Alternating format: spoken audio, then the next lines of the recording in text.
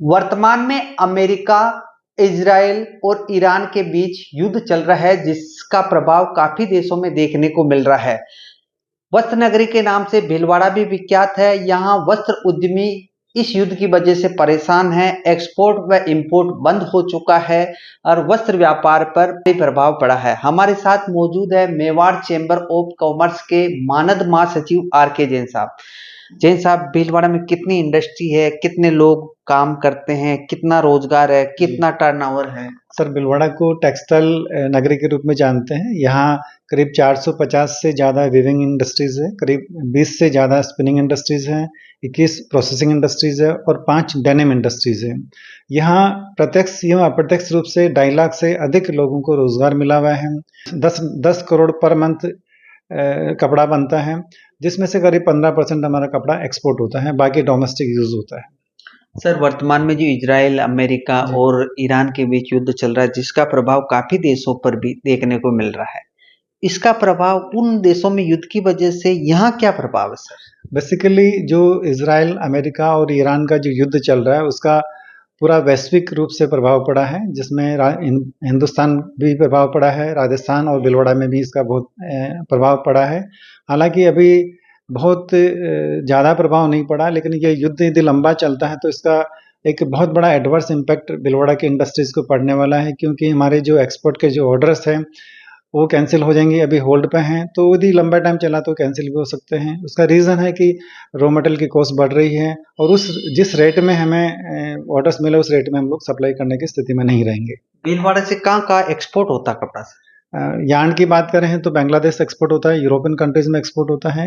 Fabrics की बात करें तो गल्फ कंट्रीज और यूरोपियन कंट्रीज में हमारा एक्सपोर्ट होता है। तो मेजोरिटी यदि गल्फ कंट्रीज पूरी डिस्टर्ब है, तो यदि ये लंबे समय तक यदि यहाँ डिस्टर्बेंस रहा और युद्ध की स्थिति बनी रही, तो हमारा जो एक्सपोर्ट अभी बिल्कुल होल्ड पे है, वो एक्सपोर्ट अभी नहीं हो पाएगा।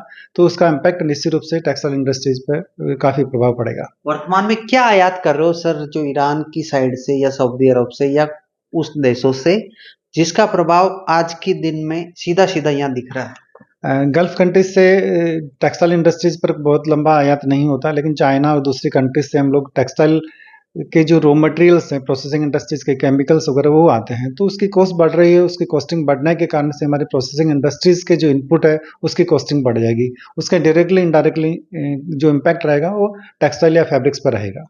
कितना रॉ मटेरियल बढ़ा है सर? डाई अभी जो हमारे पास न्यूज़ आ रही है, उसके अकॉर्डिंगली केमिकल्स है, डाइज है, दूसरे पैकिंग मटेरियल्स है, उसमें 10% कॉस्टिंग बढ़ी है। उसमें कोयला भी बढ़ा है। तो इसका सारा इम्पैक्ट अल्टीमेटली प्रोसेसिंग इंडस्ट्रीज या वीविंग इंडस्ट्रीज पे आने वाला है।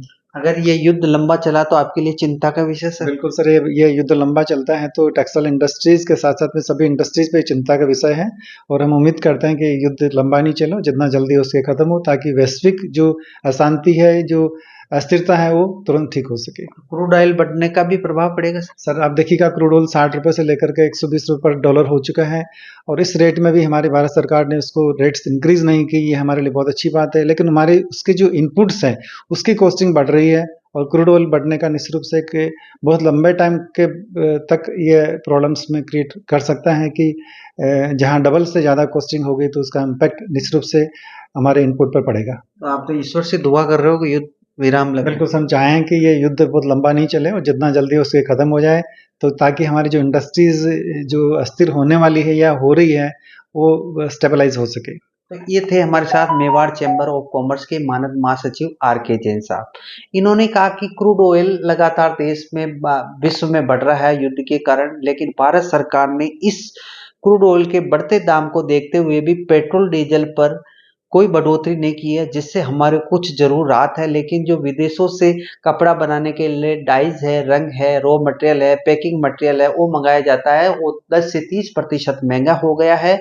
वहीं जो एक्सपोर्ट करने वाला है, जो बंदरगाह पर ही स्थिर कर रखा है, विदेशों में एक्सपोर्ट नहीं हो रहा है, जिसके कारण कपड़ा मंडी पर भारी प्रभाव पड़ा है। और ये ईश्वर से प्रार्थना कर रहे हैं कि जो ईरान, इजराइल और अमेरिका के बीच युद्ध चल रहा है, जिसका कई देशों पर प्रभाव है, उस पर विराम लगे, तो ये कपड़ा इंडस्ट्री जो दिनों दिन आगे बढ़ रही है, वो पीछे नहीं रहे और आगे बढ़ती चले। सोमदत्त त्रिपाठी, ईटीवी भारत, भीलवाड़ा।